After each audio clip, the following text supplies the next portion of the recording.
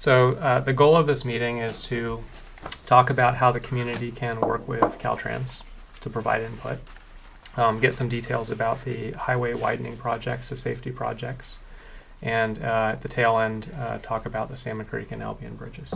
Maybe we could go around and introduce ourselves. Norman Hall, former supervisor, 5th District. Janet Eklund, lifelong member of the Albion community.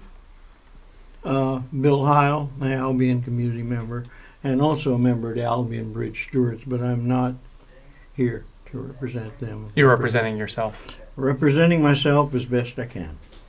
Linda Perkins from Albion. Donna Brownsey, public member of the Coastal Commission. Frank Demling, project manager for Caltrans.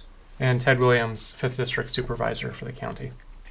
Frank, could we start by maybe you giving us some advice on next steps, how to have a community meeting where we're able to have the community give input, feel that it's considered, that it's not just meeting a CEQA checkbox of input gathered. Because to date it's been rather contentious. We have segments of the community feeling that they're not heard.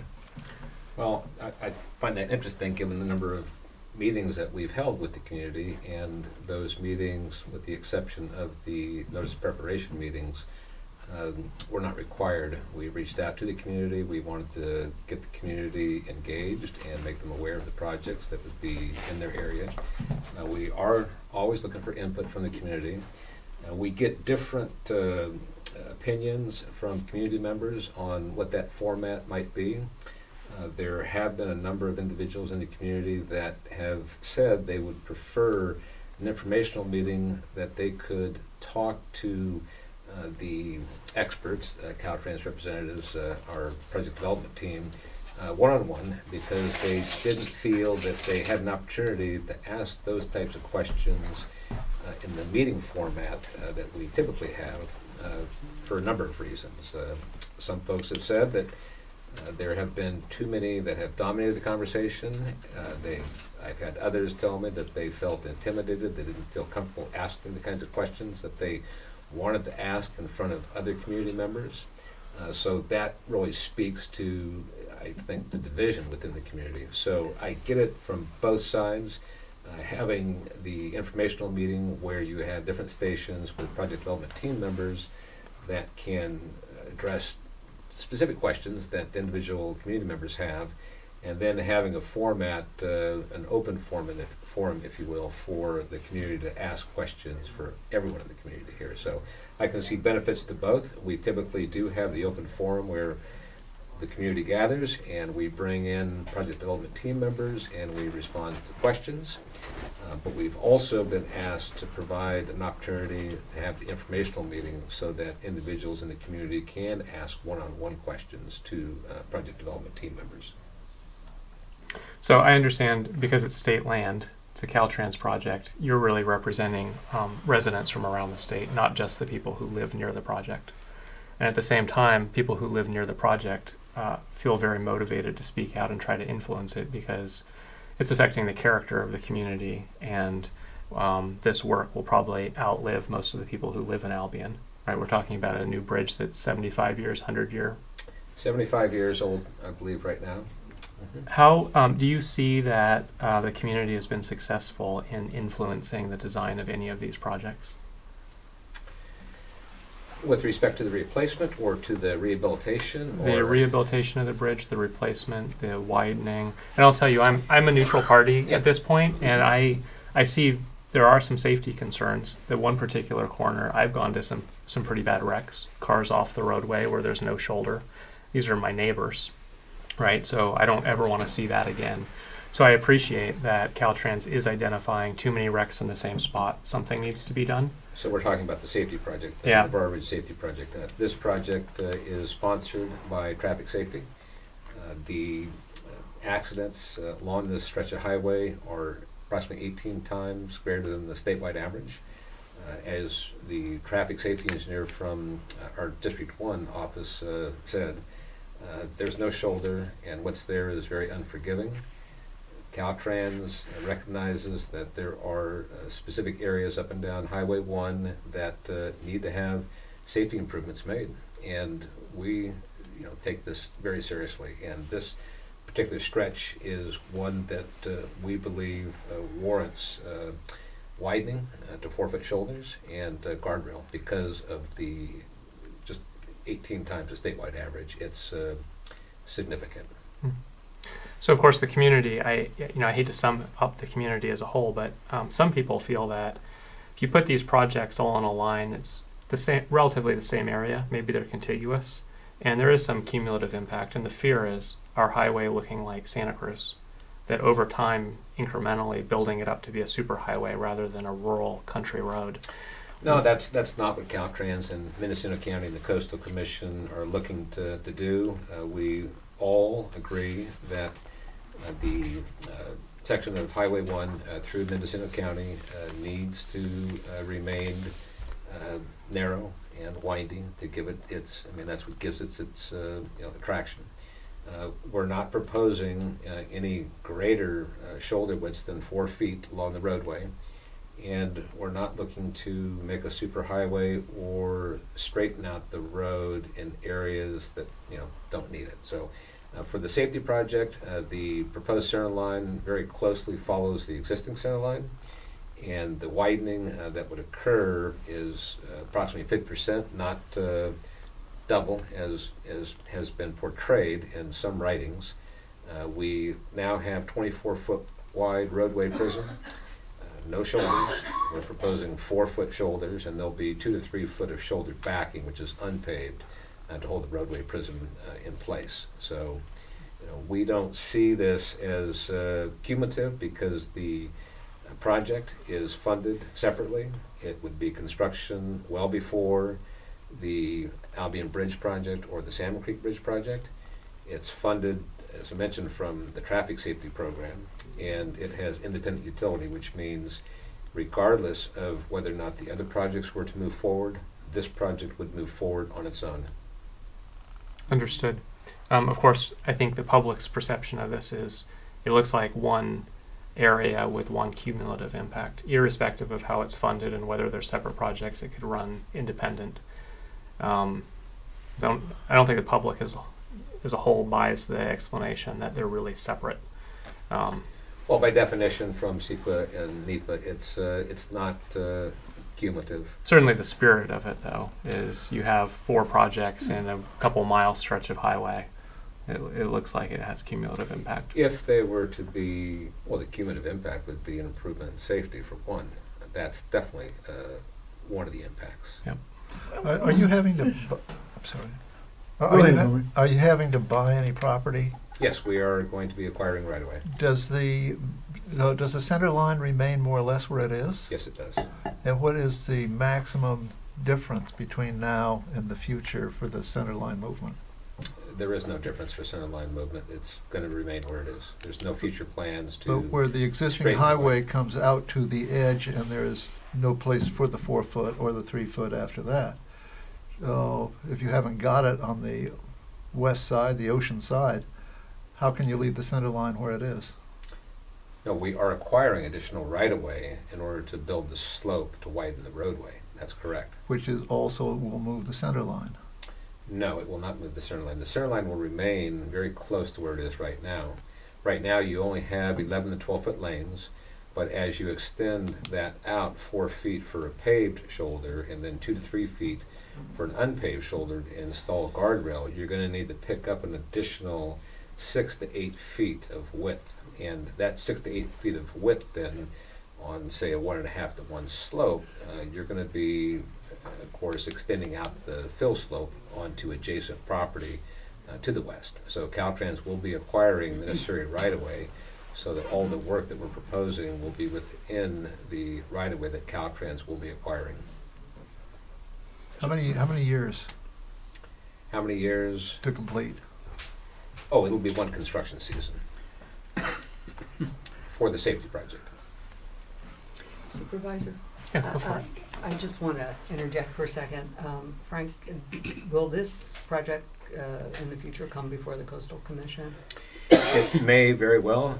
The chance of an appeal occurring is high, just based on the climate. So I would expect that it would be appealed to the Coastal Commission. Okay, thank you. Given that, if you want to ask me Bye. some theoretical Sure. questions, as I've explained before the proceeding Yep. started, that I can't really discuss items that may come to the Coastal Commission in the future, nor can I comment on the Albion Bridge project because Yep. it is the subject of litigation. So, Understood. Supervisor? Perhaps you could talk about in the abstract, how do you see coastal, Caltrans, and the community working together? And have you seen it in another area? Is there a model that we could replicate to make sure that all voices are heard and that it's not just checking off a box that we took public input, but that we're really trying to allow the community to influence design where possible? right, okay. Thank you for that question. I think that transportation projects, by their very nature, tend to be, if they're substantial, tend to be controversial in any community up and down the state, has been my observation for the last 2.5 years. And I think that for the Coastal Commission, and clearly Caltrans has their own process, community engagement, education, and participation are critical. Speaking on behalf of the Commission, we were founded in order to provide a forum and a conduit for public interaction on the decisions that are made regarding the California coastline. In fact, my specific designation is as I'm one of the governor's public member appointments. And to me, I take that extremely seriously because I believe that in my role, my job is to represent the public perspective. And so my thoughts are, and my actions have always been to maximize public participation and also to engage when folks contact me to explain the process so that they understand the way to maximize their participation, the way to get information from the district staffs, and certainly to encourage them, particularly when it involves another state agency or local agency, to really contact them and meet with them, not just once, but typically if it's something complex like the kinds of projects Mr. Demling has been discussing with the Albion community. These are major, complicated processes and projects, and with numerous steps before the Coastal Commission ever sees them. And that we really rely on the participation of all the different parties. It's important to know what the community feels about this and why.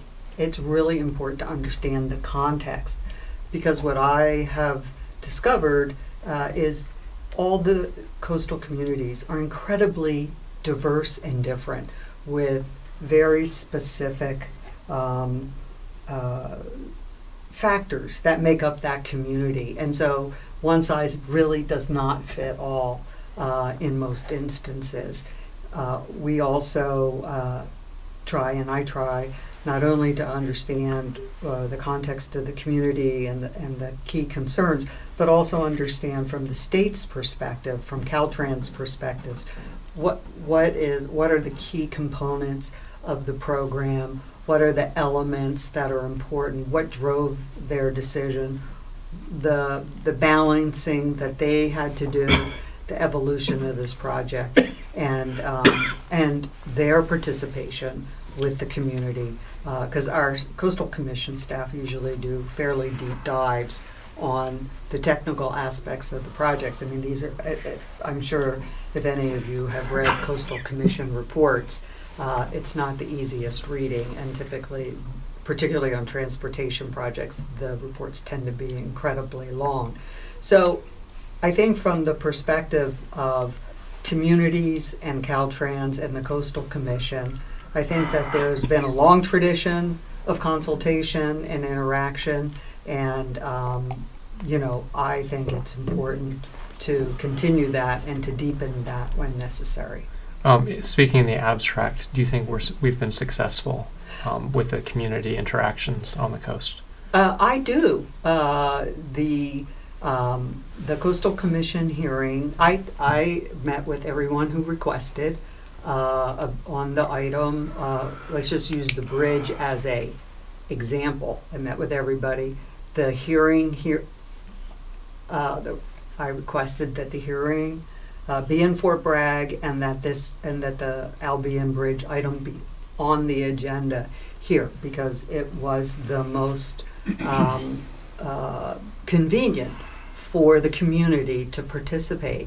And I believe that we had a full and robust community discussion on this item. And typically, up and down the state, we do try to schedule, so I'll just take that out, we do try to schedule the Caltrans projects at meetings that are the closest to the actual project. So for instance, there was a Caltrans project that specifically was related to the Highway 101 outside of Eureka. And so we scheduled that, the commission staff scheduled that at the Humboldt meeting that we had in August to facilitate the continuing discussion, and we had a robust hearing on that for many hours.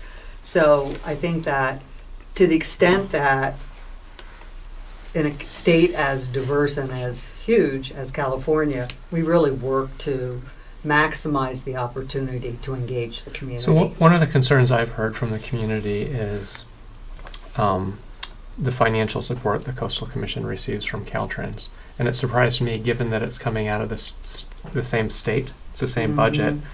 Why haven't we just allocated the funds differently so that we don't have to pass money from Caltrans to the Coastal Commission?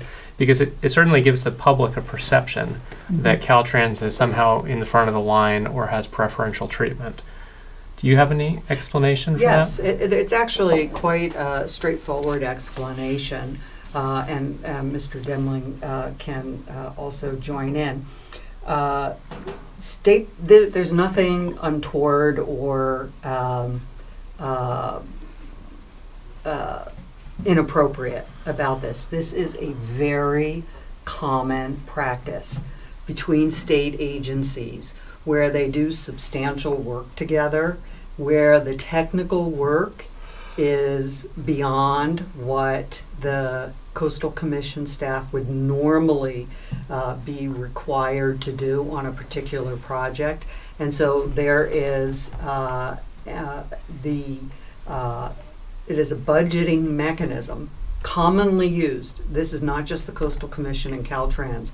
This is used by all of the agencies throughout the state of California. And what they do is they're acknowledging the additional workload on the staff. And so in order to assist with the budgetary strain of the one agency, which would be the Coastal Commission, we're a very small agency, extremely lean in terms of the funding and given the amount of work that we're required to do. And so this is a way where Caltrans, because of the permits that they require, it's the reimbursement for the work that the commission is doing. And Frank, Yeah, maybe you can add. that's correct, and it's also important to note that there are other agencies, as Donna mentioned, like Cal Fish and Wildlife and the Water Board, that we have similar agreements with, because just the nature of our projects, because they are complex and they do require a lot of time to process permits, it does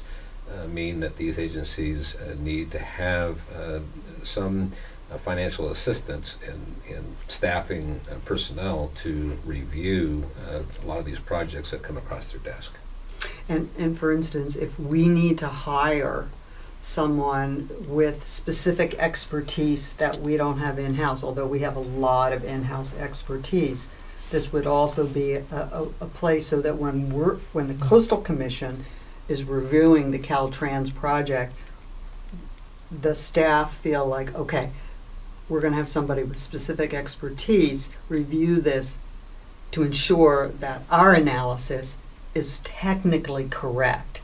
And so, I think that this is, as I said, I know people think there might be some nefarious aspect to this, but it isn't. It's not that they get priority. It's not that Caltrans, it has an expectation that the commission will analyze their projects one way or the other. It's not that at all. So I want to assure the public that there is nothing untoward in terms of this budget exchange in terms of resources. So before we get into talking about the bridge, I know you Mhm. have to leave at that Right. point. I think Linda and Bill have a long history in Albion of facilitating meetings and having valuable community discussions, even Mhm. where there's opposing perspectives. Mhm. Do either of you have He's any input? overbilling a bit. No. Well, I did want to ask a specific question about the monies, and that is, do you get a lump sum, say you get your $100 and you spend it however you choose to spend it? Is there any going back to Caltrans for permission, or how does the money mechanism work? And I don't know exactly, Okay. but my experience with state budgets, Mhm. et cetera, typically, and Frank will fill in here in a second, typically what happens is there's an assessment in terms of the amount of work that may be in a fiscal year. Okay. Or there's just a set amount that they would say, okay, we gave you 1 million in, let's just pick a year, 2010, and then we're just going to put an inflator in that, Mhm. and then you'd get 1 million, 1.1, 2.1 million, or something like that, whatever it is. So maybe. Yeah, that's correct. I mean, it is assessed based on what the current needs of the department are, what we plan on submitting to Coastal Commission for review, and of course those decisions are made far above my pay grade, but the amount of money is typically based on the number of projects that we can expect to submit to the Coastal Commission. But there are other issues that Coastal Commission and Caltrans works closely on, and that would be sea level rise, sea level vulnerability assessments, things that are very pressing right now with what we're seeing with the weather changes.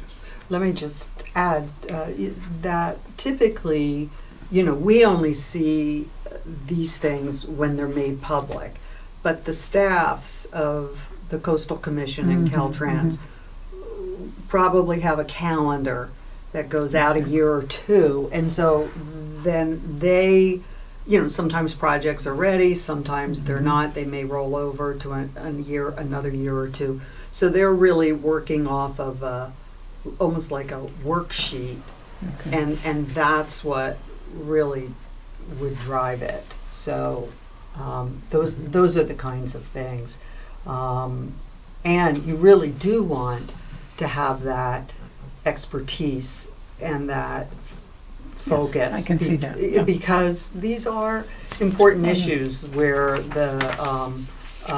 and I just want to dip, to use a swimming term, over to sea level rise, because to us at the Coastal Commission, that is truly one of the most important issues Right. that as a community and as a state we are going to face.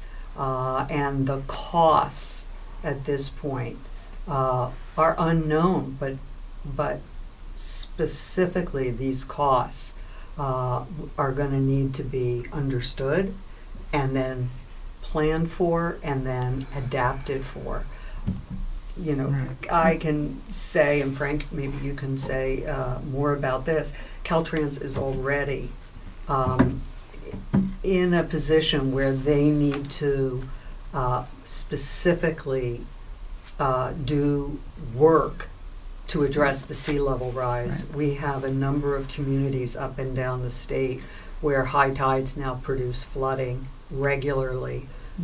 There's highways that are gonna have to be Right. moved. There are roads that are going to be impacted, and we, as a state, Coastal Commission, Caltrans, state parks, state lands, Ocean Protections Council, Fish and Game, I mean, on and on and on, we're all gonna have to really look more deeply in that, and we're gonna definitely rely on the public to be engaged in that process, Mhm. to become educated. We're doing everything we can to raise public awareness, but also we want the public to participate, because it's going to take all of us to try to figure out what are the best resilient and best adaptation strategies for our community. So for our community here in Mendocino County, what's good for Fort Bragg and Mendocino Mhm. isn't necessarily going to work in Seal Beach or Huntington Right. Beach down in Orange County. Yeah, so that public input today is looking more like a protest, and I think it's because people are feeling frustrated that they're showing up, they're trying to communicate, and their input isn't influencing plans, and maybe a perception that it's not even being heard. Do you have any thoughts on that, how we can do better? Well, I think that And I just to clarify, I don't mean at the Coastal Commission meetings. I'm thinking more Caltrans working with the community Let me early in take a this one, project. Donna, Absolutely. if I could. You know, there was a big push from the community to have Caltrans look at not just the rehabilitation of the existing Albion Bridge, but also look at different options for that rehabilitation. And we did in 2013, early on in the project, developed 3 alternatives for rehabilitating the bridge. One was to rehabilitate as is, the other was to widen the structure, and the other was to use it as a pedestrian structure in conjunction with a replacement bridge. Now, Caltrans is on record as saying that, you know, we are not interested in continuing to maintain the existing bridge once that time comes when a replacement structure is built. That would be something that the county or some other agency would have to take on. County can't afford it. Exactly. But the question is really about the dynamic with the community. Bill, do you want to elaborate? Yeah, I mean, here I am trying to be the public Yeah. and listening to people pontificate. And it's part of what's broken, I think, in our system. And what I was hoping to today was to not go start arguing about whether the system works or whether it doesn't, because I think we all feel some distress about how the system is working now. You know, none of us are extremely happy about it. We want it to be different. And Albion has a history of being out in front from, you know, for years, ever since we moved here. It was a place when the Back to the Landers came to California, and from California, Berkeley and places to settle. Albion was one of the places where land was available and where we all got together. And once we figured out how the Back to the Land thing worked, and we realized that we had to be involved in the bigger community. And there was a space for us because a lot of the old timers had left during the 50s when the timber market crashed, when the lumber market crashed. So that's why there were empty places for people to live. And we feel like we've been really successful over the years challenging the paradigm. And it's some of what I think we need to do now. It's time. And Frank, when you came here, when I got involved around the bridge stuff, it was right after the whole trip that went down in Willits with the bypass over there, which had been a really contentious project. And Caltrans came out with this whole paper about how they were going to be kinder. Well, that's our term, kinder and gentler, because it always seems that's what agencies want to be. Oh, and not only agencies, but corporations that we've been involved with too, timber corporations. When the public gets too rambunctious, they decide it's time to be kinder and gentler. And when I talked to Frank, he was telling me about this. And he said he would help us connect with Sacramento or whatever we had to do to get what we needed. And the one time that I think it happened that I could tell was when he brought the engineer from Sacramento that told us that the term functionally obsolete was now obsolete. And that's one of the things. There were two terms. I don't remember what the other one was. What's the Structurally deficient. structurally deficient and functionally But functionally obsolete? obsolete is becoming a term that FHWA is going to be moving away from, but it's not obsolete at this point. It's still what we use to describe bridges that don't meet the current needs of the public. So anyhow, it was a real relief to the community that our bridge wasn't structurally deficient and functionally obsolete. You know, and then we can drive on it. I mean, it was really scary at the beginning because it seemed like Caltrans was telling us that this was dangerous. And certainly some of the engineers in the community had concluded that it was dangerous. Caltrans never said that the bridge was dangerous. Yeah. Okay, We did say I'm not going to argue about it. I'm just trying to set up a little bit of where we're at now. What we said is Now we're at now is it just doesn't meet Finish current it. safety standards is what it is. right. Or Yeah. seismic standards. So Yeah. that's the issue we're talking about. It is seismically deficient. And, Right. You need Yeah. to, we're going to get You into need- the bridge Yeah, talk. you're gonna get into the bridge. Well, Well, I want to thank you Totally. very Make a much comment for before she leaves. Yes, coming and definitely. participating in this. It helps us understand the situation as best we can, and And I would appreciate if if you think of in the near future of any things that It'll we be up to might. you to call when you want calls coming in. Okay. It's up to. Do I give out the number? Yeah, that'd be No, good. before we do that, Norm has a question. I wanna finish she's my statement. finished. Yeah. If you think of something Hold. that could be useful in this situation, I think there are mechanisms in place. You said that. But this is, as Bill has said, a particular community, as everyone is. And if you think Yeah. of anything that Yes. might apply, we would appreciate Yeah, feedback I mean, in that regard.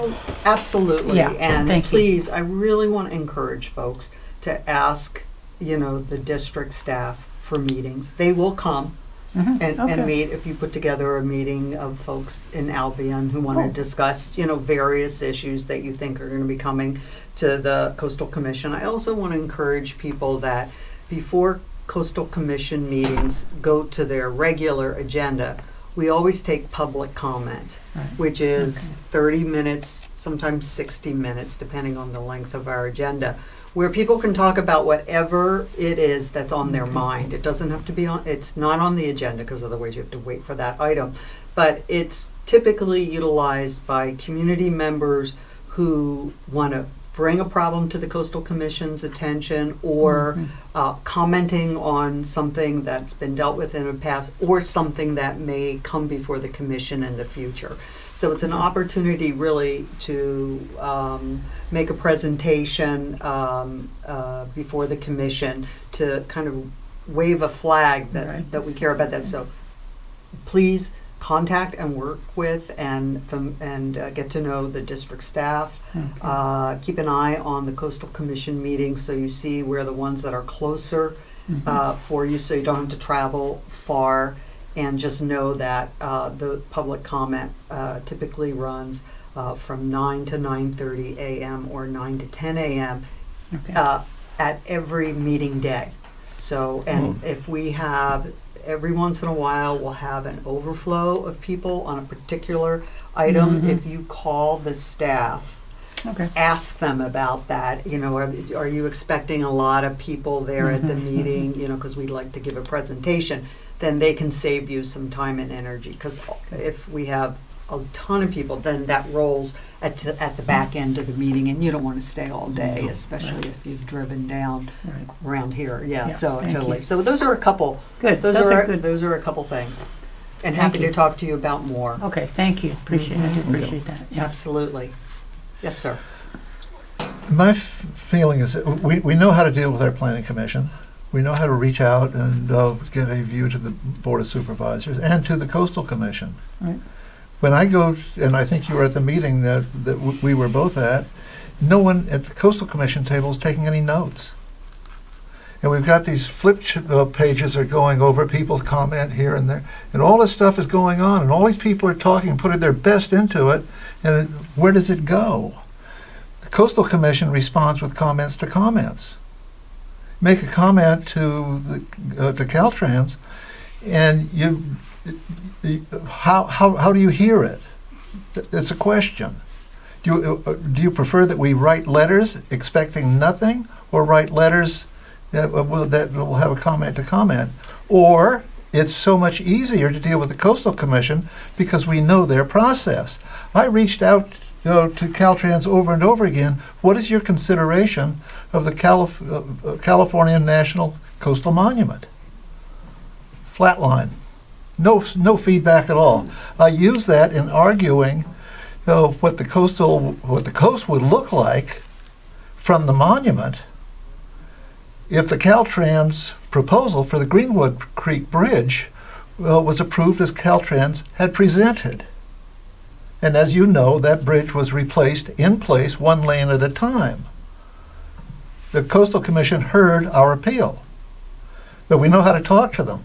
Caltrans didn't want to hear a thing about the impacts of the Coastal National Monument, not just to the sea, but also from the sea.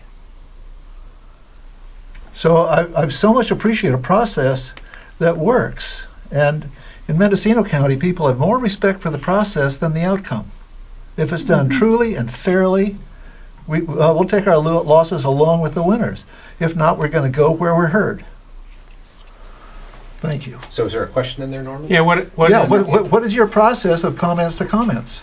Well, I think that everyone in Albion knows if they send me an email, I will respond.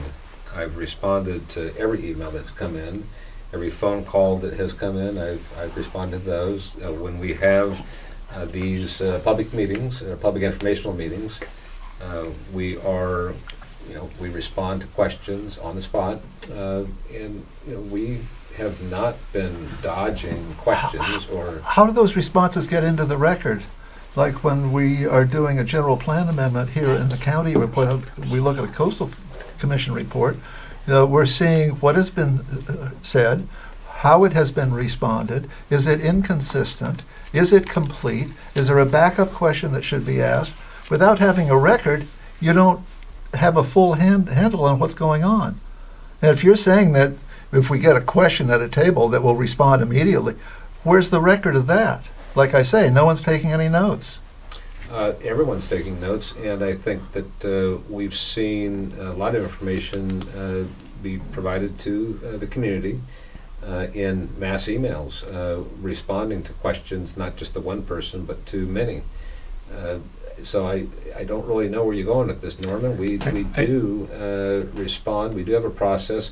Of course, when it comes to CEQA, when we circulate a draft environmental document, we have a 30-day window that we have to have a public meeting, and all those comments that are received during that 30-day period are into the administrative record. But aside from that, there is no, process, if you will, that dictates how that information is actually stored or disseminated. My point. So I know you're gonna get into. You were going to get more into the bridge. I will take you up on the having staff put together a coast meeting. I would Yes, love for it that to would be be great. about climate change impacts. We entire would coast. love to do that, and so I really encourage you. Please loop me in, and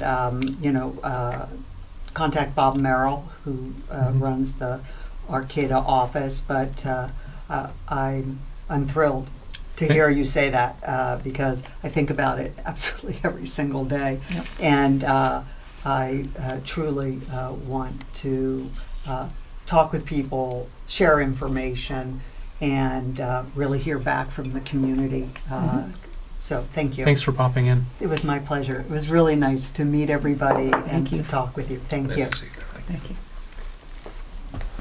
So Now we can talk bridge. Right. And I don't want to talk bridge, but I did want to finish my Yep. thoughts. I think it was kind of rambling. But it seems to me that in the community, there is not a lot of goodwill with Caltrans when it comes to projects. I think we appreciate them keeping the highways open and stuff. I think that it gets confused that Caltrans is frank, and it's not true.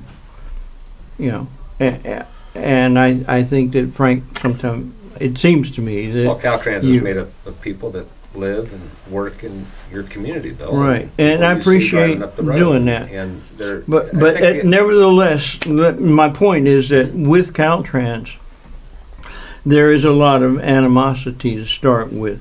And if we want to work together, we have to make it clear that we're both trying, and particularly with meetings. That's what I was talking with Frank a little bit before. It's what I could hope, the most I would hope coming out of this meeting is that we agree that we will try very hard to make meetings that suit both Caltrans needs and all the needs of the community. And I think that both of those sides make a point.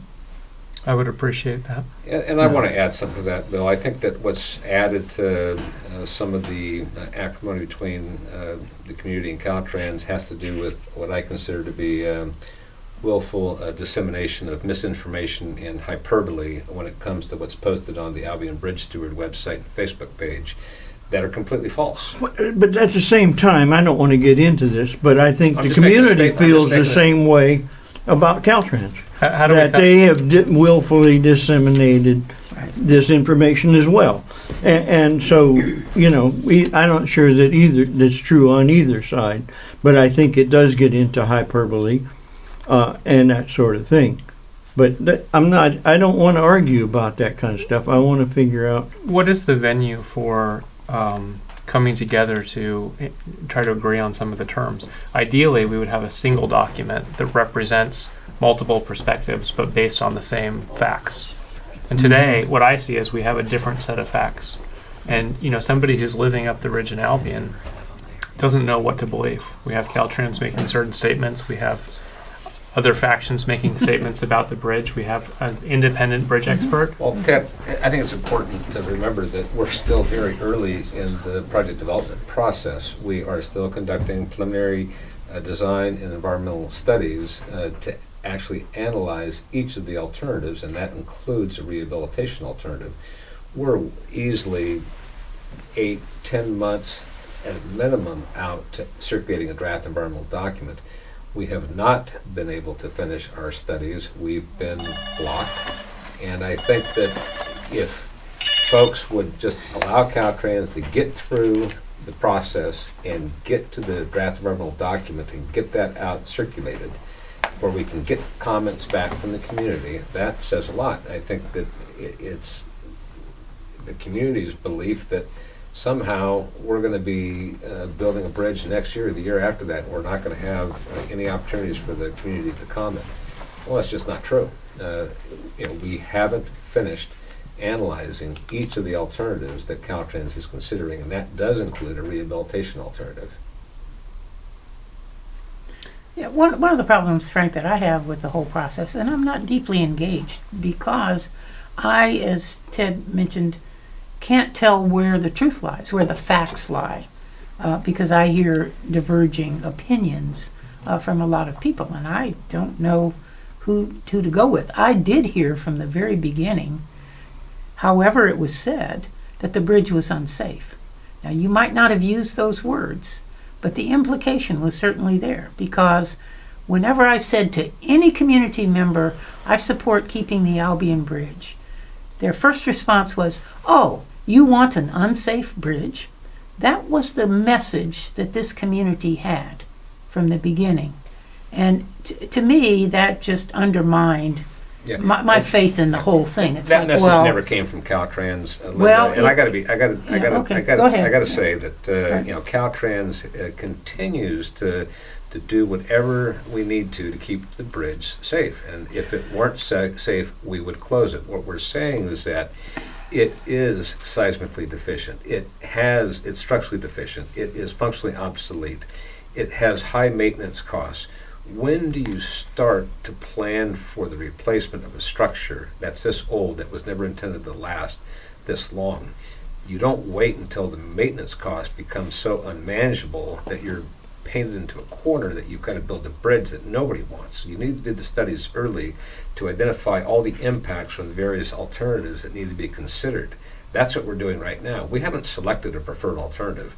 We're easily a year and a half away from that.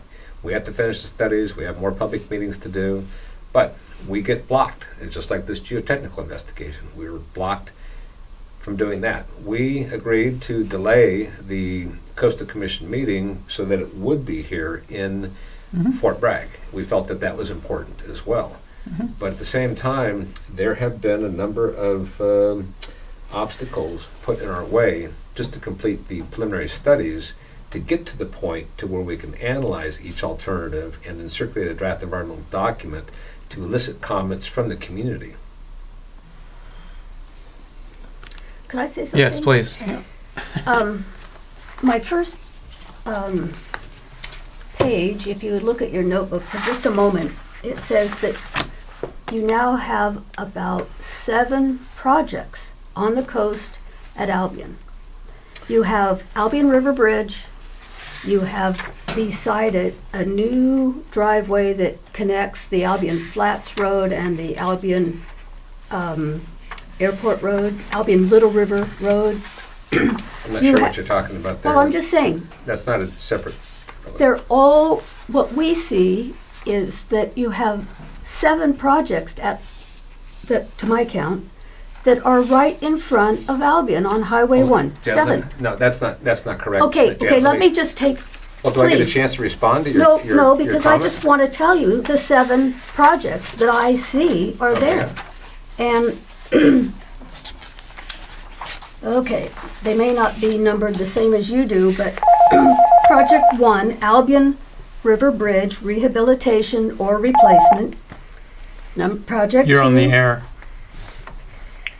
Oh, hi. I was looking for Terry Vaughn. Is he available? Oh, stand by. Thank you.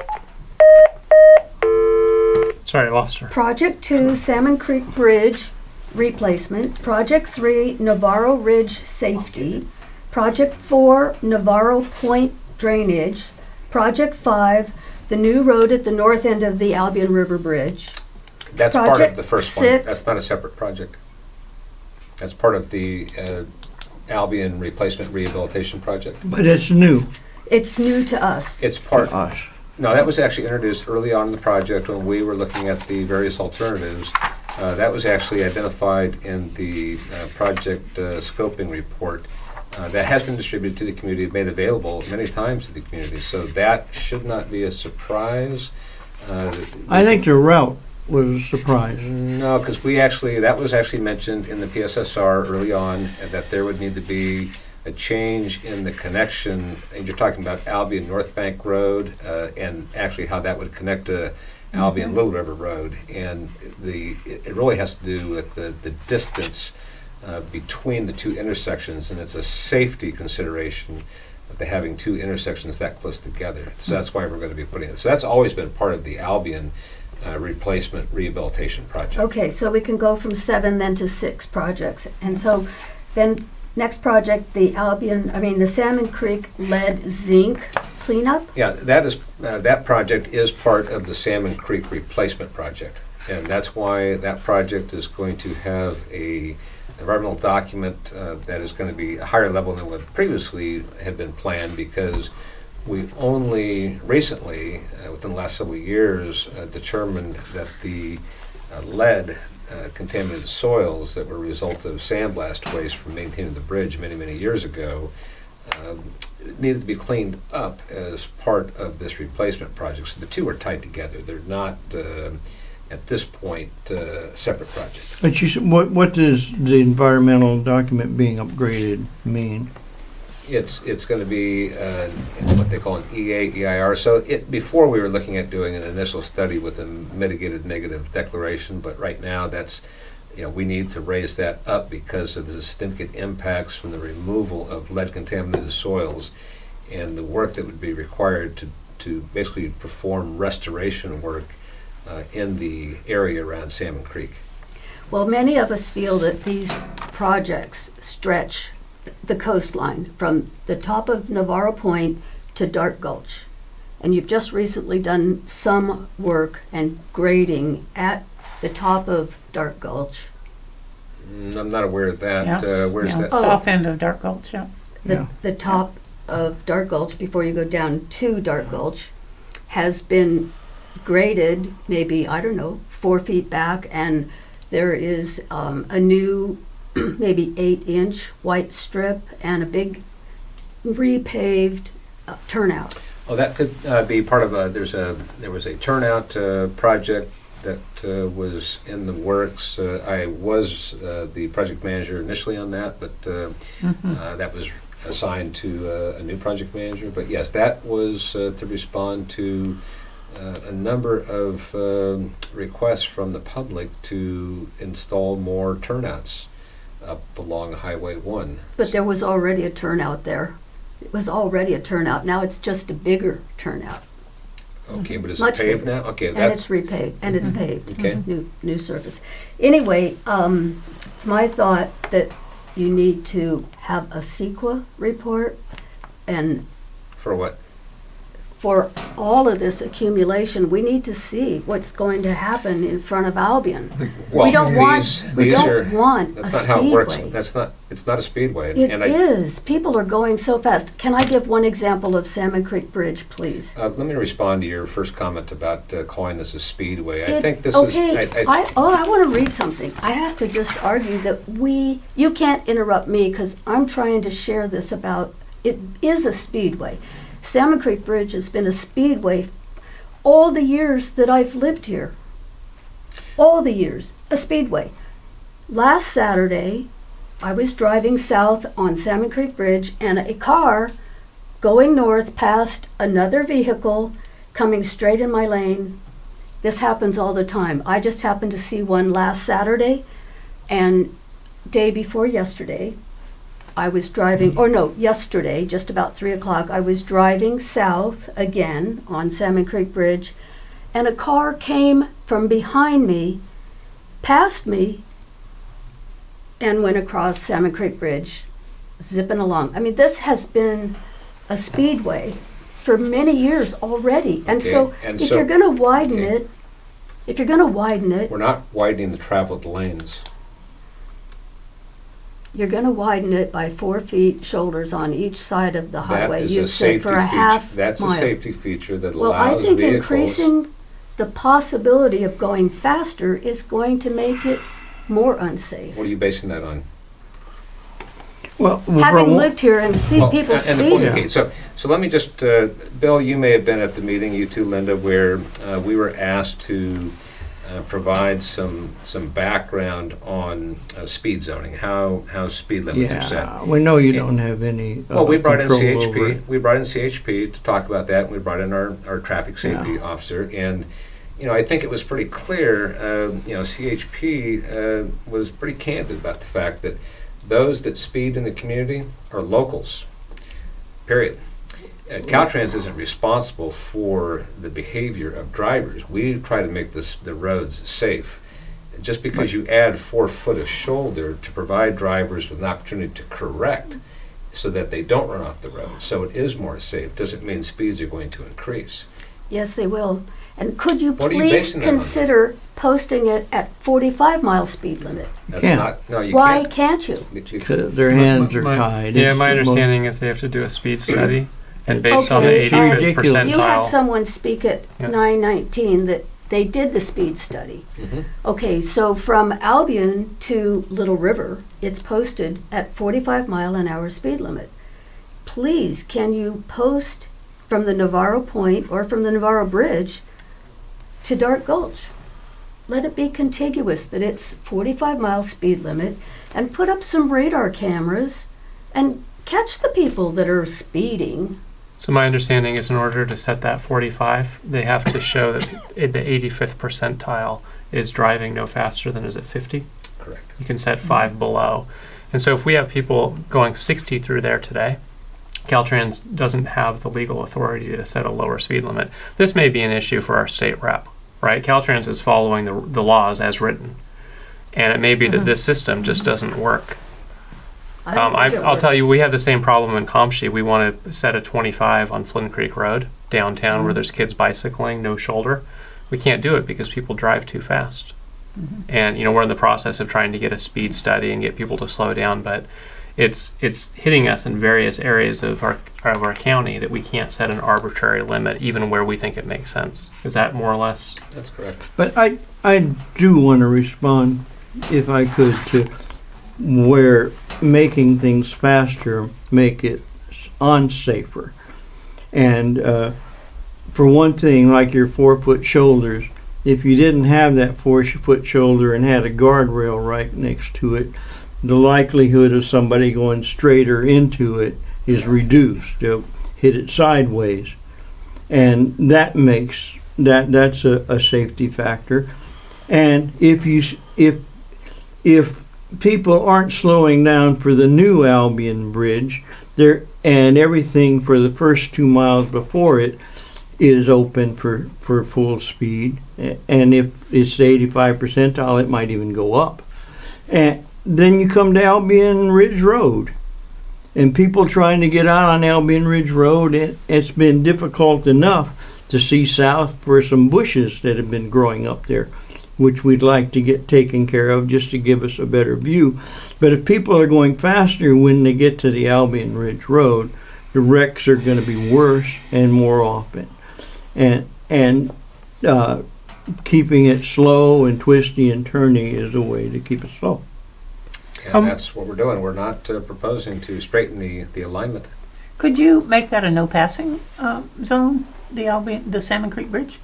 Is that within your authority? I don't think passing is legal there anyway. Is It it? is. Yes, it Oh, is. yeah. Legal there? Oh, yeah. Okay, because Definitely. you've got 2 yellow stripes. Well, Yeah. that's something that I'd have to talk with our traffic safety office I mean, about. just to speak to But, that. There's There's specific- nothing like being in a fire. Before you change that, consider the frustration that people have behind these slow drivers, where they'll take the chance anyway. And we see that constantly on 128. We see that in wider stretches of the road. And unfortunately, you don't see very many highway patrolmen on these rural areas where these things do happen, but not often enough to get their interest. Well, as I mentioned, it's a known fact that it's the locals that predominantly speed. It's not those from out of the area, because they know the road. Well, I think that's probably true. I don't think we have to argue about that. Yeah. So, Janet, you had some more questions? Well, maybe, what about considering putting up a radar camera For what? to give people speeding tickets? Well, that would be something I would guess CHP would, that would need to be addressed with them. I don't know of any instance where we've actually done that. We have put up radar feedback signs on both sides of the Albion Bridge at the community's request, because we do recognize that it does have an effect on driver behavior. It isn't anything more than an advisory speed that we actually post on the radar feedback sign, but it does have that effect to slow drivers down. Appreciate it. So Frank, do you know of any more projects, say in the foreseeable future, the next 10, 15 years? Anything Well, significant? Well, let's see. In Albion? Yeah. Or, no, not to my knowledge. Right now, these are the only projects that I'm aware of. And when we started the bridge discussion, 10 years ago? Were these other? Actually, this discussion began in, I believe it was 1999, was when Structures Maintenance Investigation first made the recommendation that Caltrans program a project to begin studying the replacement of the existing structure. Do you feel confident that more projects won't be tagged on? I think one of the community's worry is first we heard it was the bridges, and now we're hearing that it's cleanup down below. It's widening. It's adding guardrails. This new turn at Dark Gulch. Will we see more projects be tacked on as this moves forward? Not that I'm aware of, but I want to mention that the cleanup at Salmon Creek, we first discovered that the lead impacted soil from, again, sandblast waste from when we used to maintain the Salmon Creek Bridge, back when we used lead paint, just like everybody else. There was no containment, and that lead paint drifted down onto the surrounding land.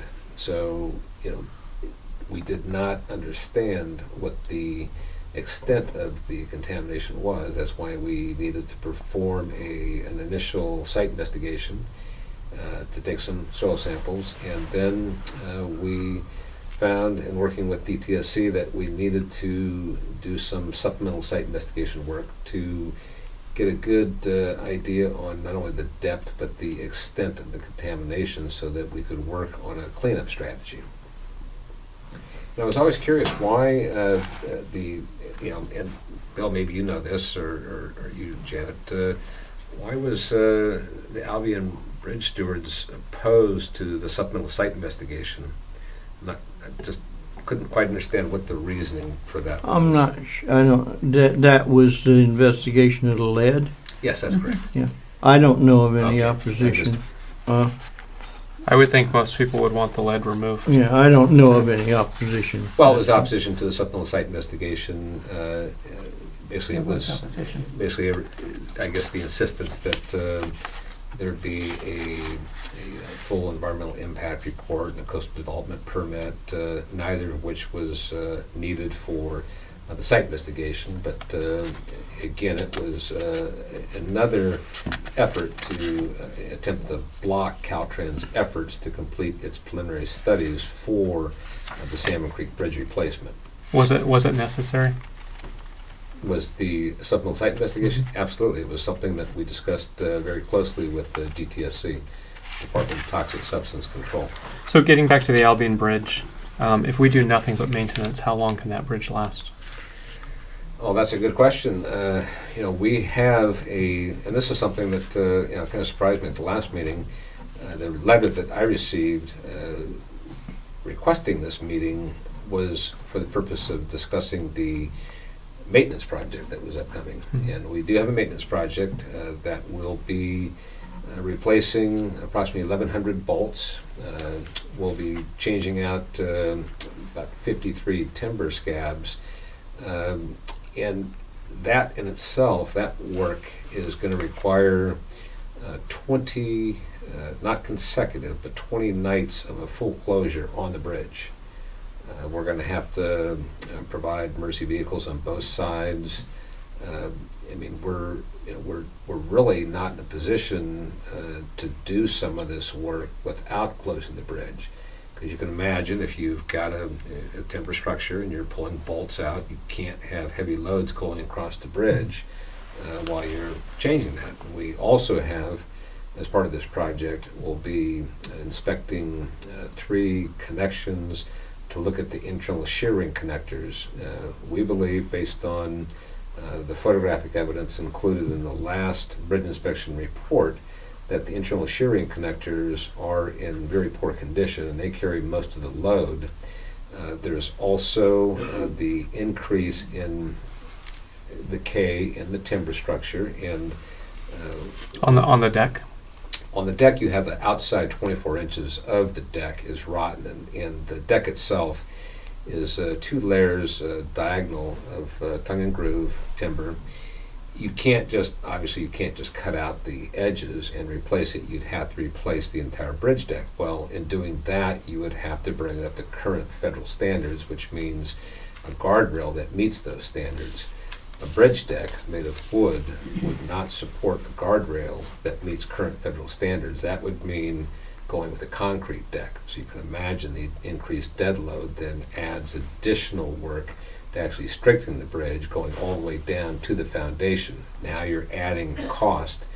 You look at the cost versus the remaining service life of the bridge, and it just doesn't meet the life cycle cost analysis. It's not a good investment.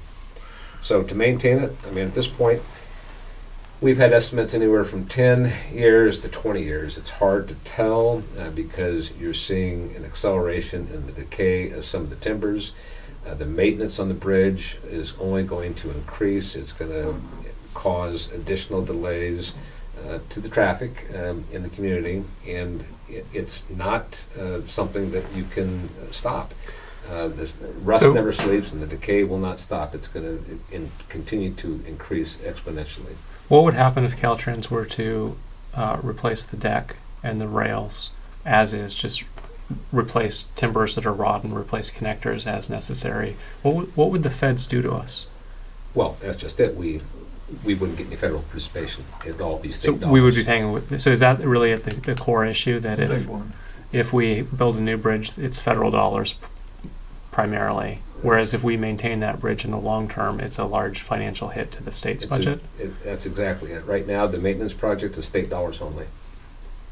And that is, again, the 1,100 bolts, the 53 timber scabs, repairing all the rotten timbers. And, it's, again, going to be in the neighborhood of $24 million to actually state dollars only if you're going to rehabilitate the bridge without widening it. What is a timber scab? That is basically it's on the outside of the substructure. You've got a joint connection which has these small internal shear rings. So those are rotten. So those timber scabs actually cover that connection. I see. What has the federal government ever made an exception to allow federal funds to be used to rehabilitate a historic bridge? Not to my knowledge. I think the federal government is going to insist that all bridges be brought up to current standards. And if the bridge can't be, then it's to be demolished and replaced, even though it's registered as a historic That's structure. correct. And it wouldn't be the first bridge that's been removed and replaced. I mean, this is a long line of bridges in Albion that have been replaced. Where is that inflection point on the maintenance cost versus depreciated rebuild cost? Well, that's a good question. Once we complete the preliminary design environmental studies, and we're actually able to look at each alternative, what its actual cost will be, and what the continued future maintenance cost will be for the bridge based on its service life, we would be able to determine what that inflection point would be. But right now, if you look at 10 to 20 year maximum service life remaining, I think it's pretty important right now that we study the alternatives for replacement and not wait until the maintenance cost becomes so unmanageable, or there is some type of a seismic event that then, if it doesn't completely damage the bridge to where it can't be rebuilt, then we'll be building a bridge. Caltrans will have to go in there and build a bridge quickly, and that will not be the signature bridge that I think a lot of folks in the community might like to have. When you say 10 to 20 years maximum life, is it, what would need to be replaced at that end of life? Is it the deck, the rails? Well, the decking, the rails not so much, but the decking for sure, and the timber towers predominantly. Of course, we've had a lot of spalling on the concrete towers, and the actual main truss is in need of replacement as well. So I think it really comes down to just about every element in that bridge right now is failing, and it's held up great for 75 years, but it's not something that the state is willing to risk. We have a responsibility to the entire Mendocino coastal community, and that means planning for replacement structure before it becomes critical to where either the cost becomes so unmanageable or there's some catastrophic event which actually requires Caltrans to close the bridge. Right. So I understand there's a member of the public who lives nearby or has a horse ranch nearby, and he hired an independent bridge engineer, group of bridge engineers, to do an evaluation of the bridge.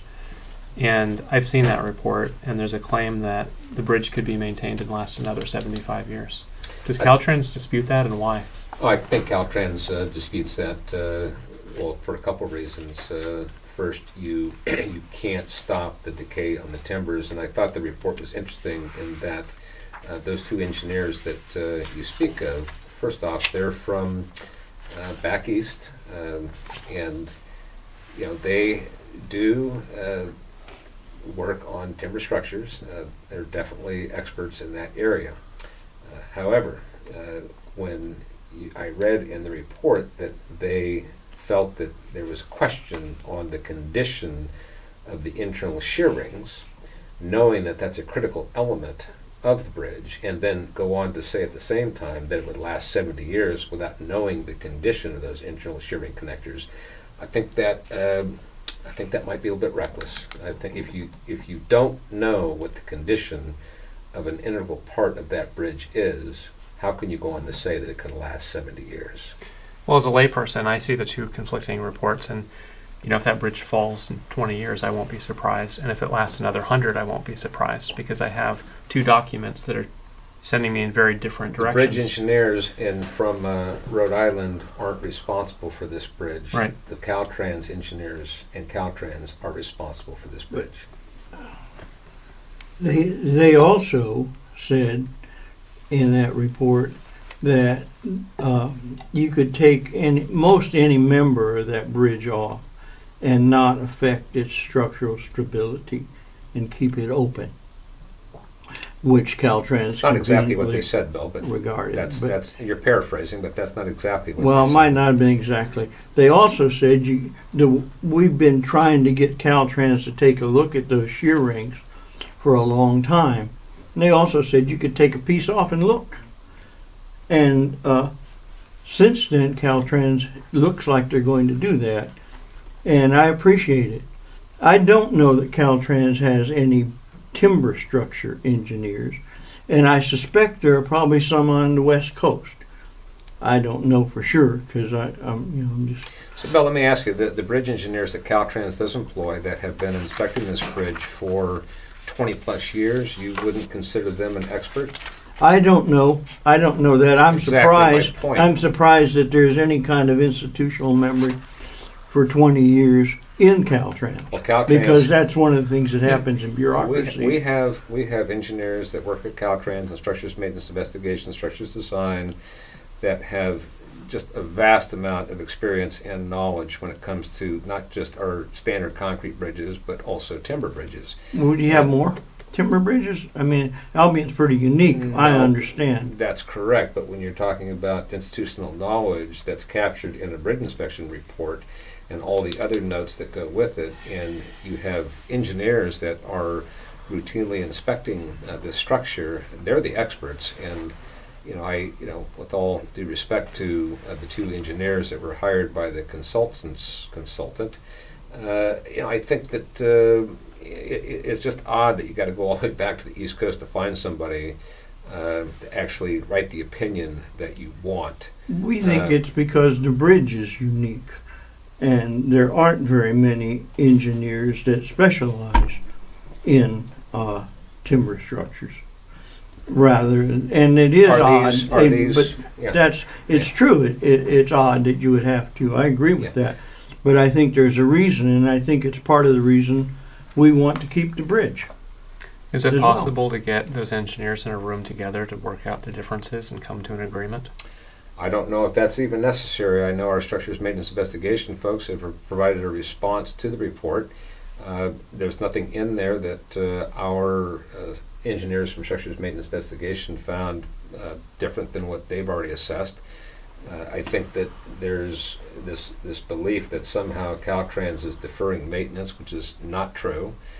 Every 2 years, Caltrans provides a bridge inspection report with work recommendations that are then captured into a highway maintenance project. And every 2 years, we program a new maintenance project. Now, up until 2017, that work was typically performed by our district bridge maintenance office. The repairs they've just become,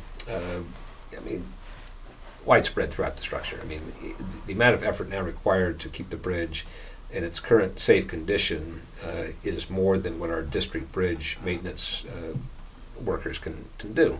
So now we contract that out, and that's to a tune of, well, right now I think this next one is, we're looking at somewhere around $1 million to $1.5 million. That doesn't include support costs, which might be upwards of around $400,000 or $500,000. So every 2 years, that is going to continue. That cost will continue to climb. Of course, you're looking at. I mean, last time around we changed out just over 800 bolts. This next time, we're planning to replace 1,100 bolts. We're seeing some significant decay on a lot of the timbers.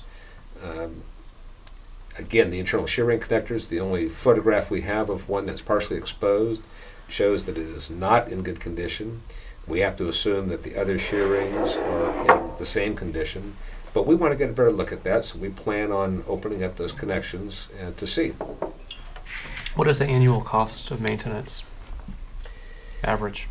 You know, that's a difficult number because you've got maintenance crews that obviously they do routine maintenance on the bridge, but when it comes to the actual annual cost, if you were to look at what we spent last time in 2017 and what we're planning to spend this time, I think you could safely say it's somewhere in the neighborhood of $750,000 to $100,000 a year, if not more. And that doesn't include support costs, doing your environmental studies, doing your plan specifications and estimates, your construction oversight, etc. 750 to $1 million. Yes. Yeah.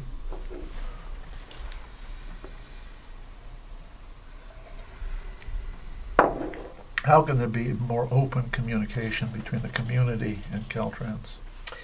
Well, Bill, I think you might recall I've told you a number of occasions. Anytime you want to invite me and District 1 down to Albion Community Advisory Board meeting, we're open. And I've made that offer on a regular basis. So, we're always open to come down and meet with the community and update them on where we are with our studies. But, we have been slowed down a bit with the number of Public Records Act requests. How many requests? Thousands. Of individual or pages? Individual requests. Bill, do you think that... Go ahead. Thousands of requests just in this one stretch of highway? Well, or just how for do you the mean? Albion Bridge and the Salmon Creek Bridge alone. If you were to take every line item question asking for information, I'd say it's easily into the thousands. Bill, do you see this process working with the advisory group? It went away because it didn't seem like there was anybody that really wanted to continue it. The people that were most concerned about the bridge were people that really wanted to keep it. So instead of doing that, we decided to take that project on. That we'd heard enough to decide that if we wanted to keep the bridge, we were really going to have to struggle. Just because the kind of things that Frank said right now, that's really where they're coming from. They really believe that. It comes down, it seems to me almost like a clash of beliefs as much as anything else. And until we can figure out how to sit down together and look at things together, and not put down each other's experts like we just did, there's not much chance of an advisory group being useful.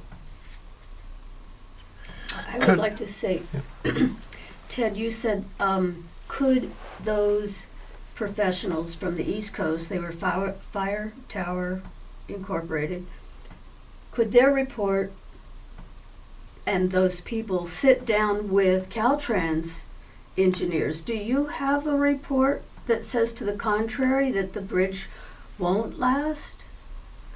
Yes, Do you have- our bridge inspection reports say that very thing, that it, Could you send that report to me, please? yeah, I've made that available, I to mean, could you make the- it available to me? Sure, I can send that to you. Yeah, our bridge inspection report, does say that the bridge does need to be replaced for a variety of reasons, but, Replaced, yes. but what about rehabilitated? Well, yes, that is something that we are including in the project as an alternative. But So- it so that will has be- all these, like, as you said, it would have to meet federal standards, And that's not possible. and that's not possible. Well, it would I be mean, it's an expensive. impossible, Right. uh, I wouldn't say scenario. it's impossible. I just, It's I would just stupid. call it fiscally irresponsible. Yeah. Is really what it comes down to. Yeah. And it's not really a matter of beliefs, as you say, Bill. It really comes down to Caltrans's responsibility to the public and to keep the roads open and to keep them safe. That's where we're coming from. And we have a whole cadre of experts as part of the project development team that include environmental planners, geologists, structural engineers, surveyors, right-of-way agents. The list goes on. And we've provided all the documentation, and I keep hearing from the consultant, who we won't name, that he has all these experts, and keeps telling me that he's going to, he can't tell me who they are yet. He doesn't want to share their names, but yet invokes all this, this information that he claims proves the point that we don't need this project or that project. just coming from the public, not anybody else. My perception is that nobody doesn't believe that Caltrans wants to keep us safe. But we have looked at projects that we did not think were into our, that we didn't think were necessary or whatever, and projects that Caltrans did that failed too, a lot, particularly along these mountain roads with this slippery soil and stuff. There have been a lot of failures, and that's what we don't want. That's what makes us suspicious about whether your experts are expert enough or whether you're lacking something. There's always risk involved, Bill. Absolutely. And you can go out and take soil samples and determine what, and get a recommendation from a geologist on maybe what the slope ratio should be for a certain section. But there are, very often smaller nested slides or instabilities within an area that you can't foresee. So you do get failures based on significant weather events that might supersaturate the ground. And based on where we are on the Mendocino coast, you do have a lot of slides. But that doesn't mean that you don't improve safety. And in this case of the Navarro Ridge Safety Project, That actually brings me back to the Okay. Navarro Ridge Safety Project, because what you're proposing there is the road. We agreed it's a third wider. In order to make a shoulder on the west side of the road, you have to come out. You said 4 feet for the paved shoulder. for the paved shoulder, 4 feet for Unpaved the shoulder to unpaved put- shoulder. That's 8 feet of fill at the top, Mhm. and it has to be sloped. Mhm. So it's over 8 feet of fill that you're going to take off the opposite side of the road, where you're going to have to cut into the bank 4 feet for a shoulder, Right. and maybe not 4 feet for another shoulder, but at least 4 feet for a ditch. That's why we won the appeal. It's scarf- the that makes another 16 feet, and that brings it up to 100%. No. 24 feet wide, Bill. If you're talking 24 feet wide and you're only adding 8-foot shoulders and then no more than... I said 2/3, right? It's Okay, 2/3. Right, Yeah. okay. So again, we are still waiting for geotech recommendations for what the slope ratio will be for the cut and the fill. But at the same time, we're always looking to find a way to balance on site so that we don't have to import or export material. Makes sense. But at the same time, the cut bank, the farther you cut it back, the higher it's going to have to be. Would you be willing to issue a press release, sort of confirming this meeting, what we've done here, items we've discussed, and that Caltrans has never said that the Albion Bridge is unsafe? We've said that repeatedly, but I'm more than happy to say again that Caltrans does not believe that the bridge was safe. If it were not safe, we would close it. Yes. The bridge is safe. But We've said that repeatedly. It showed up in one newspaper clipping that I only served 3 terms in office. It went viral years after I retired after 4 terms. One misstatement. I'm not aware of that, Norman, on who made that statement, but I'm saying, Caltrans works please very hard to keep that bridge safe. I'm not doubting or questioning that, but I'm just asking if you would issue a press release that clearly states the Caltrans position. We can. We've provided the fact sheets that state that, but I'm not opposed to having a press release that pretty much echoes what we've included on the fact sheet for the rehab project, rehabilitation, replacement, Thank and you. the maintenance. Thank you. I would like to see some sort of a get-together with your wooden bridge experts and the ones that have been hired by the consultants. And it could be conference calls or those kinds of things that people set up. Well, let me ask you this. Do you know if the timber bridge experts that were hired by the consultant are certified by FHWA to do inspections on these types of bridges? I don't, but would that mean they couldn't talk to you? Are they Well, if they're no not kind of an engineering expert then If they're that not- would well, they don't be special- qualified to No, speak with you? They're not, this is not their area of expertise. If you look at their website and the kinds of projects they do not do these types of projects. They do not inspect bridges. So I would think that unless they were certified by FHWA, What is FHWA? Federal Highways Administration. Okay. And do you know if they are or not? Do you know that? I don't know that. Well, I don't either, but why are you asking me? I mean, as though it were a Because question. I would assume most engineers because the who, comment came back to me okay, that they were not, and Okay, that's okay. secondhand information. Okay. It's anecdotal at best. I don't know that for certain. okay. So given that we were a bit in distress, would it be a good idea to get the two parties together to hash out why they have a difference of opinion?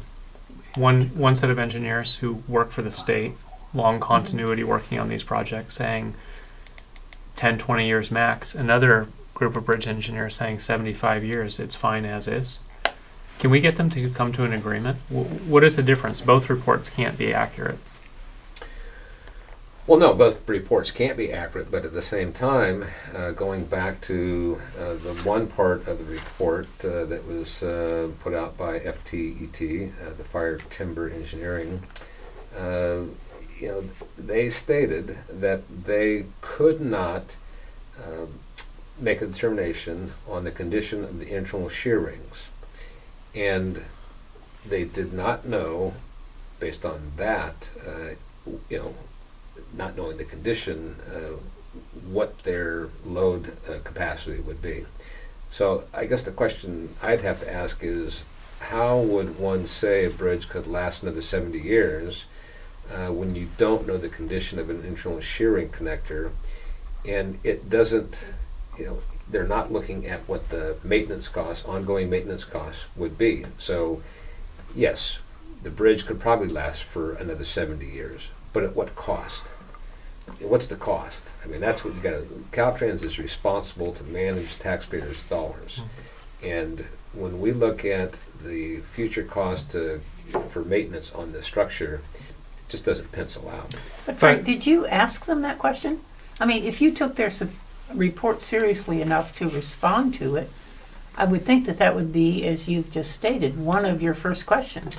How can you make I that? attempted to make contact Okay. with the engineers, and they declined. They said that because of the litigation, that they could not discuss this with us, that we had to go through their consultant's attorney. So in other words, this sort of get-together is impossible, is what you're saying? It doesn't sound like it's going to Well, happen to I would me. like I to could take that investigate on. You know. What? I would try to take that on. Okay. Well, I would, We're gonna certainly, I have would to- certainly put it out there to our bridge engineers, but I would definitely want to see some more information from the consultants, bridge engineers, on specific issues that have been raised by our own engineers on their report.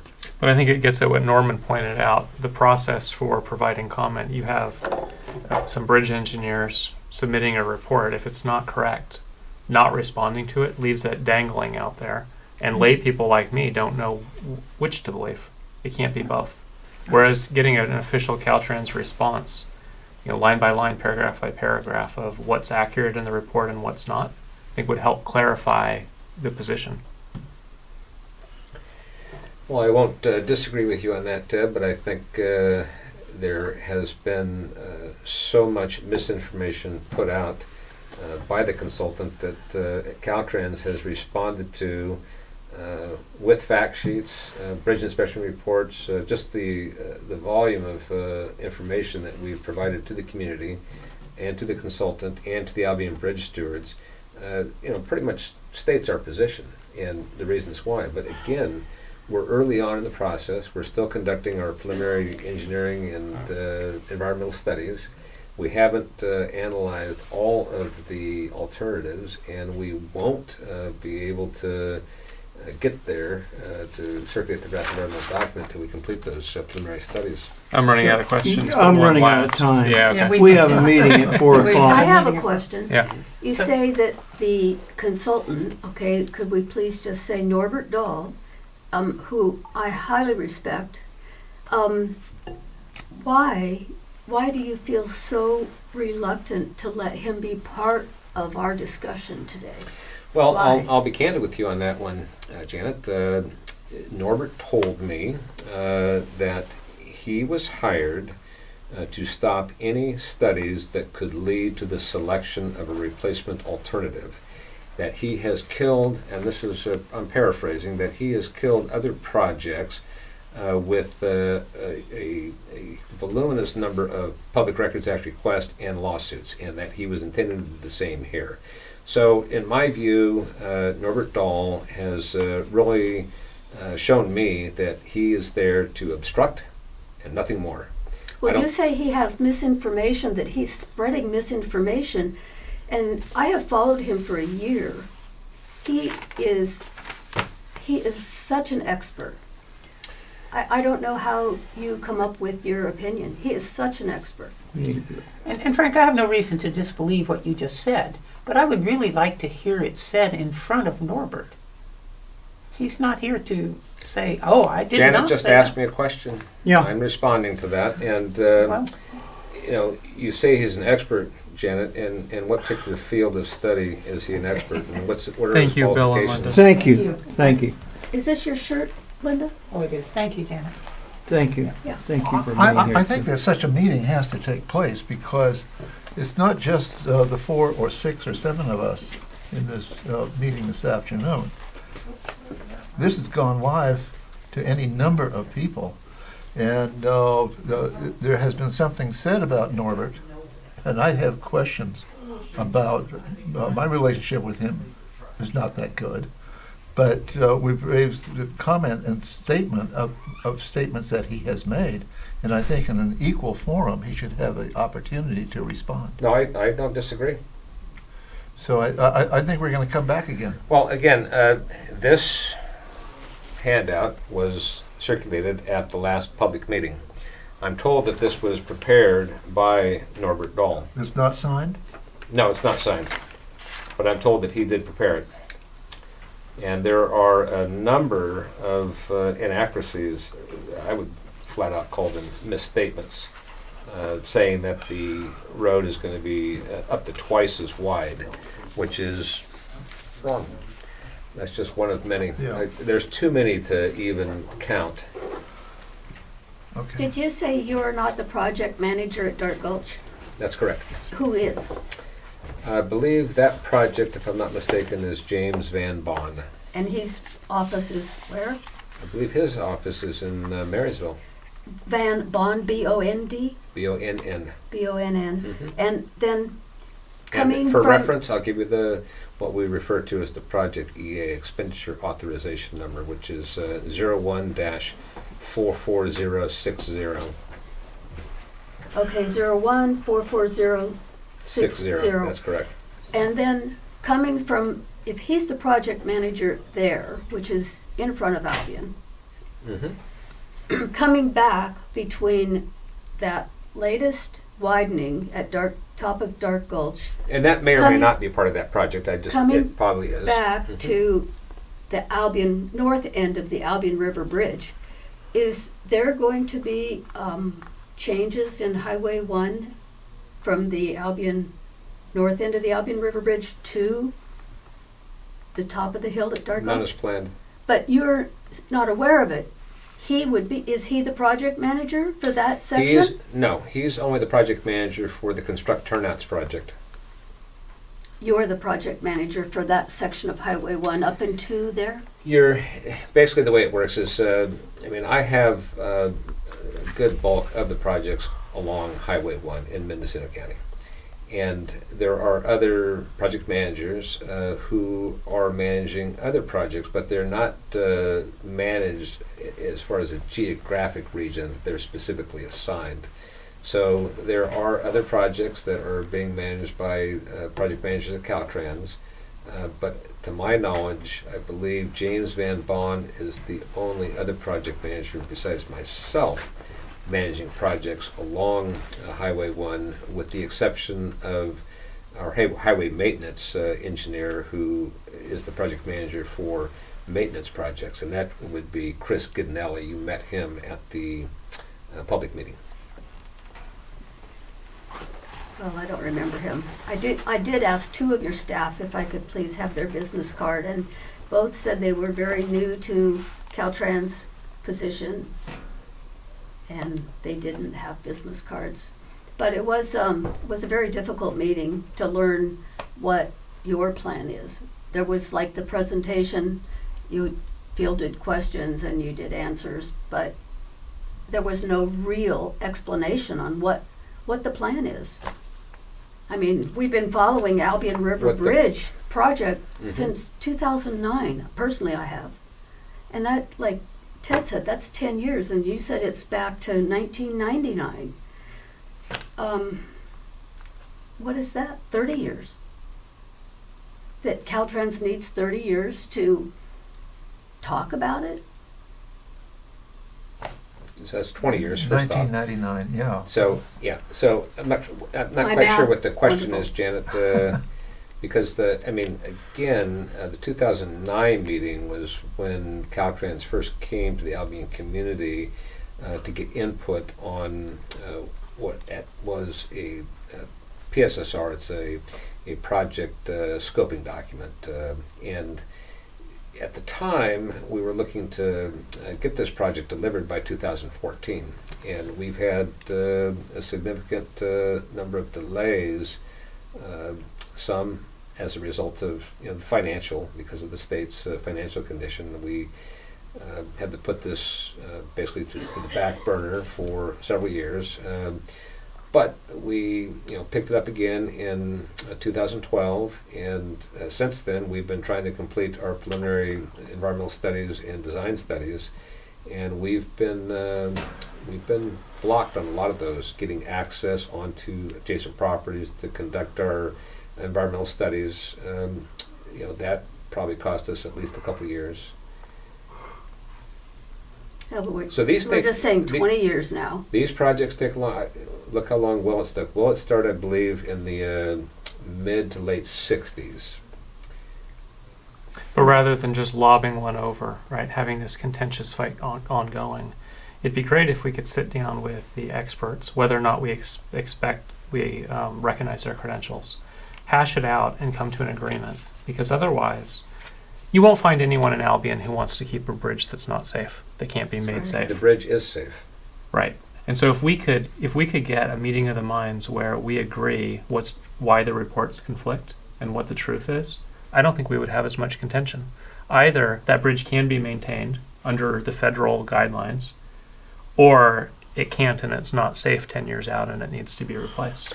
Do you really believe that a meeting between our engineers and the consultant's engineer is going to change anybody's mind in the Albion community? You're right. I don't Why think not? it will. Well, when you're talking about engineers' discussion, I mean, that could be the first step. Janet, would you want it to keep the bridge if it were unsafe? No, Do you think it's safe today? The bridge is safe, Ted. And do you think it can be maintained for the next 75 years? oh, I think it would be wonderful if it could be. Do you think it can? That's the key question.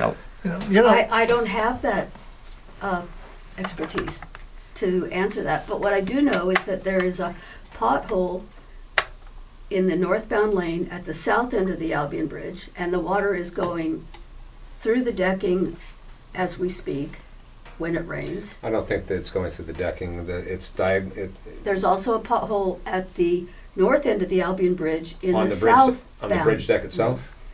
Yeah, I have photos of them. If you'd like, I'll send them to you. Yeah. Well, I don't believe the water is actually going into the deck. Well, the surface has a pothole, serious pothole on the south end of the bridge, and a beginning pothole at the north end of the bridge. The one on the south end is in the northbound lane, and the one on the north end of the bridge is in the southbound lane. But it just seems to me that anything like that is minor, but maybe it's causing some real serious erosion. Where?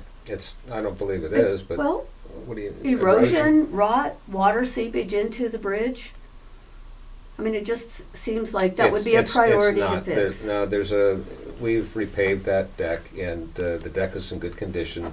There may be some areas on the pavement that have started to unravel, but I'm sure maintenance will take care of that. But at the same time, because of there's a impermeable layer that sits on top of the wood decking before the asphalt is placed, there is no water that's actually getting into the decking. I would like You're right. I would like to make a comment about guardrail. Mm-hmm. I just had the opportunity earlier today to go through the southbound end of the Willits bypass. The guardrails are absolutely offensive. And if you go back and look at how the local coastal program was developed in Mendocino County and the special attention that was given to Navarro in the environs of Navarro Head, the protection of it, the zoning that has been given there to protect it. And if you were going to suggest the same kind of guardrail that is glaring, reflective, Are we talking offensive, about bridge guardrail, or are we talking about roadway guardrail? roadway, Okay. and there's no style, it's only ugly. And I would be the first one to get out there and oppose more of that waffle rail. Caltrans is proposing what's typically known now as a Midwest guardrail system. That is what our standard design now requires, based on highway safety standards. And the guardrail element itself is stained with it's a Natina stain, so it isn't shiny. It's basically etched, so it's got a dull look to it. So it's not actually what you might think. Is it on your website? You know, I don't know where we are with our website. I know we're actually getting a lot of our website, the entire Caltrans internet is undergoing a massive change to be more ADA compliant. But I think if you kept these projects on your website so people could dial in. we did. We had a huge amount of information on the Albion project page and the Salmon Creek project page. Okay. Both those pages were taken down. All the data that was on there It's being reformatted so that it will be accessible for folks with disabilities. When do you think it'll go back up? I don't know that. Do you have any examples of where community and public input in this process has changed the course of the project? Ah, good. What has been provided by the public so far? Sure, that's- I'll give you, on this one or other projects? on the Albion project. So you want examples on, Just curious, I mean, we've had 10 years of public meetings and input. Has that swayed any of the decision making? well, I think that, we've looked at the public access for the coastal trail, for example. That was something that a lot of folks felt was important. The bridge rail type, the style of the replacement structure. There were a number of folks, a great number of folks in the community that had a preference for the open spandrel, the rib arch. Did that Bridge influence? type. Did that influence Caltrans? Well, I mean, it definitely was something that we considered, but of course we don't get into bridge type selection until we get into plan specifications. And I guess what I'm getting at is I've had people ask me, why should I show up at another one of these meetings? It doesn't make a difference. Does it? Are there examples of where it does make a difference? The Well- outcome is shifted as a result of the public's input? Well, again, until we complete our preliminary studies and we've analyzed all of the impacts from each of the alternatives, and we come up with what we believe is the preferred alternative, at that point, I think that, once we circulate the draft environmental document, when we start getting input at that point, that's where it starts making a difference. We have to respond to those in the environmental document. Is it more dangerous driving on the road without a guardrail than walking on a bluff edge on state park property without a guardrail? Guess that all depends who you are, Norman. I'm a citizen of the state. Well, I'm just saying, if you're talking about walking on a bluff versus walking on the edge of a road with a guardrail, we're talking about vehicles that could go off. And the state says when you're on the parkland that your safety is your responsibility, and they're suit proof, and they'll get sued, but they'll never lose. And I don't agree with that. There have been plenty of examples where Caltrans has been taken to court, and we've had to pay out. And I don't doubt that. I'm Yeah. wondering why with the state it's one issue and with the Caltrans it's another. I don't have an answer to that question. Well, with Caltrans, I may be the passenger in the vehicle, whereas when I'm out at the bluff walking, there's more responsibility on me. Self is one. Yeah. Okay. So I think my final question is the rumble strips. I've heard concerns about the noise, and I know people who live within line of sight of the current Salmon Creek Bridge. They hear cars go over those metal expansion strips. Right, the expansion joints. Yeah.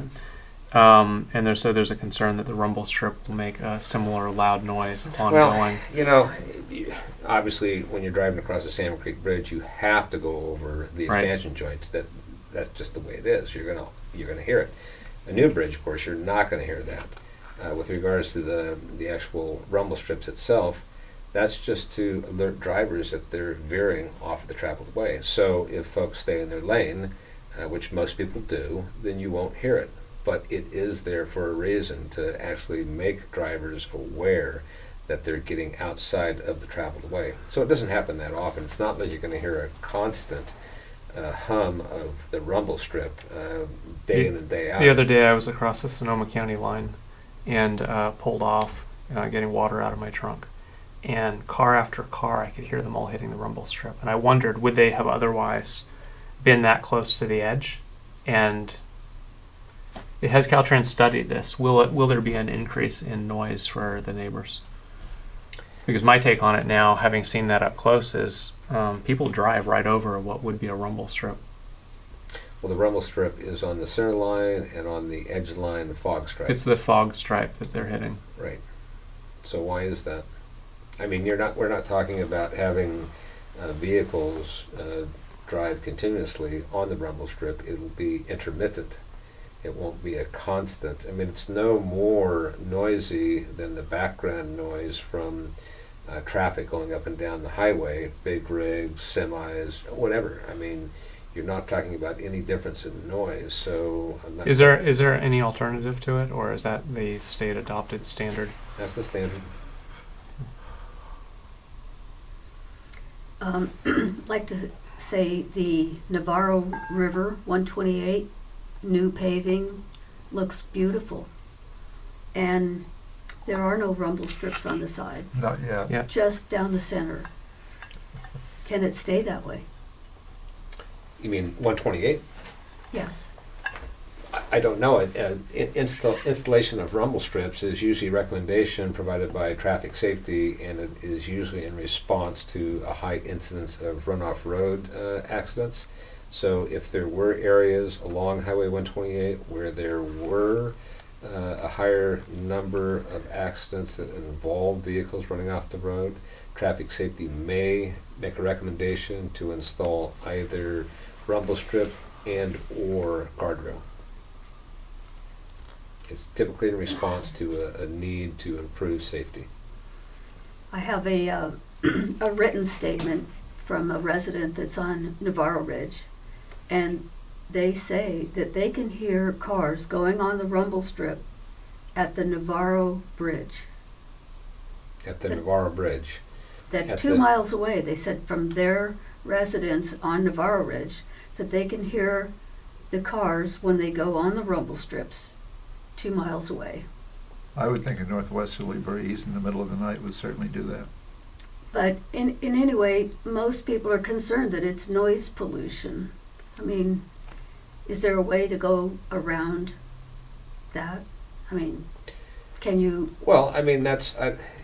Can you just put the again, rumble strips down the There's a center? need for rumble strips on the edge line fog stripe because that's where you have vehicles running off the road. That's why traffic safety makes that recommendation. But Nope. it is a It's new. it's no more noisy than the background noise from vehicles. So people can hear vehicles also. They can hear the rumble strip, they can hear the vehicles. They probably hear all other types of noises with logging trucks going through there with their jake brakes or whatever. I mean, you're going to have noise. It's not going to be completely quiet. And if you consider the very short duration of time that a vehicle might run across a rumble strip before they correct and get back into the lane, it's minor. Do you lose traction when you're on the rumbles? Yeah, I wouldn't think so because just by the nature that it's... You've got less contact with the road. Well, that may be true, but you have sections where it's actually raised, and so you've got, basically I would think you would have more traction, but I couldn't tell you that for sure, Norman, just based on, my perception. I would say that it's probably no more, no less.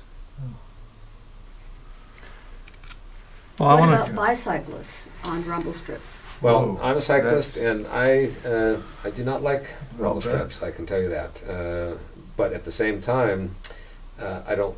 It's the fact that I don't like to actually ride on them. I appreciate that they're there because if I hear traffic coming and I hear them come across a rumble strip that I know is there, I know I need to be wary of what's behind me.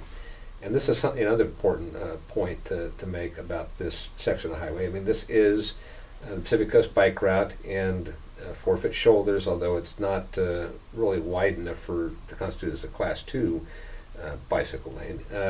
It does provide room for cyclists. Now, I hear the arguments, well, you don't have 4-foot shoulders this way or that way. Well, by the same logic, you could say that at one point in time, all of Highway 1 wasn't paved, but it started somewhere. Caltrans makes incremental improvements where they're needed, and those are mainly for safety and operational needs. I voted no, thinking that it was way too early, that the road did not provide adequate safety, especially for bicycles that are towing a kid behind it, whatever. No, it passed on a 4-1 vote. But when you see a bicycle, you got a bicycle and you got a logging truck, and they're making a right-hand turn, all you can do is keep your fingers crossed. Without that extra width, if you're on a bicycle, you're in danger. So it's Frank, I want to thank you for your willingness Yeah. to meet with us. You're welcome. Thank you. Can we get you back? Sure. Oh, good. Did you go back to Eureka tonight? No, I'll go back tomorrow. I've got to run down to another bridge and do some work. Yeah. So And, Okay, and thank I you. also should thank Mendocino TV for hosting us here today. you're welcome. Thank you. I'm just really amazed at the difference from when everyone walked in to where you are today. There was a big shift in attitude in the last couple hours. We're tired.